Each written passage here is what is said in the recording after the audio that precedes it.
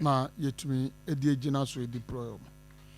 Okay, and also ebio eno ne ye adesuande a mesere so obi bia obey national service bia so obesua.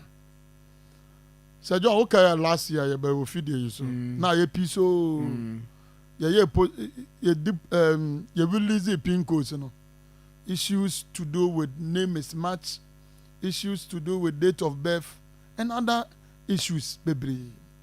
Because of the security features national service the current system no want no. So within our Ghana card so see the main source document you use Ghana card. So with details on your Ghana card and yet the same as with details with the school administration system and enfa because school administration no say din na omo no na omba upload e dey national service. The moment omba upload e dey national service no that is a din a ye nim. Enti the whole Ghana card no eso no say na a din a wo school administration ebo ebra it means that you can register with national service. Okay. Enti mesre se sabre ya se na ebe ya won kechi na wonu anom afefo ebe go through the system na mu yina ma start na pe no mesre se ubeko school authorities go some of the institutions they are no markasa some of the KSTU KNUST Amstead Usted and other institutions traditional institutions no yes say eba na e minor be to say be anything no double A and Omayan 1A and the school should consider and ratify it for the students. But a be say ebia within John Mafo na etina baba o Ghana card John Mafo no school mo now o Ghana card so John Kofi Mafo.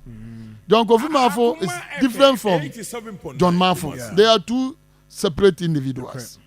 Intino to me emfa John Mafo emfa nye Kofi John Kofi Mafo. So the needful aspect also where obeso affidavit, obe gazetting. After gazetting, you go to NIE for them to ratify your information on your Ghana card.